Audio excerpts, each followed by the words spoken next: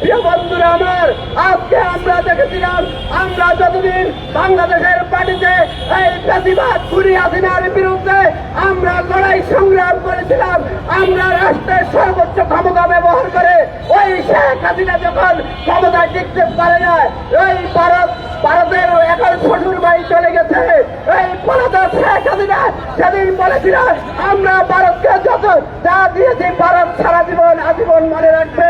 ঠিকই আমরা তার পরিণতি দেখেছি। ওই শেখ হাসিনার পতন যখন ঠেকাতে পারেনি, তখন শেখ হাসিনা ওই মোদী সরকারের আশ্রয় নিয়ে আজকে বাংলাদেশের মাটিতে তারা ষড়যন্ত্রে লিপ্ত হয়েছে, তারা আগুন সন্ত্রাসী করছে। আমরা একবার এক এক সময় দেখেছি বিভিন্ন গাড়িতে আগুন দিচ্ছে, বিভিন্ন মার্কেটে আগুন দিচ্ছে, বিভিন্ন স্থাপনা চালিয়ে দেওয়ার হুমকি দিচ্ছে। কোথায় সেই বুকে সাহস থাকলে, বুকে পাটা থাকলে আসো বাংলাদেশের মাটিতে রাজনীতি করো, ভারতের পাশে রাজনীতি করবো, ষড়যন্ত্র করবো। এটা এদেশের মানুষ বরদাস্ত করবে না।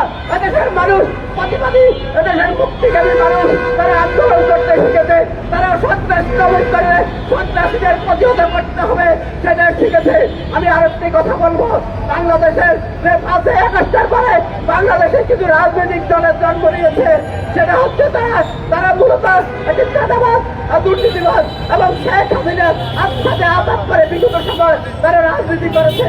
আজকে সেই সব নেতারা আজকে যদি বিএনপির বিরুদ্ধে বা বিএনপির প্রতিপক্ষ হওয়ার আয়েস হচ্ছে, আমরা বলতে চাই, আমরা বাংলাদেশ জাতীয়তাবাদী দল ইসলামী মূল্যবোধের শক্তি আমাদের গায়ে এক ফুটা রক্ত থাকা অবস্থায় ওই ষড়যন্ত্রকারীদেরকে প্রতিহত করবো যে কোনো উপায় হোক।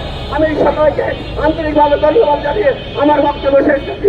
বাংলাদেশ জিন্দাবাদ, শহীদ জিয়া অমর হক, খালেদা জিয়া জিন্দাবাদ, জিন্দাবাদ।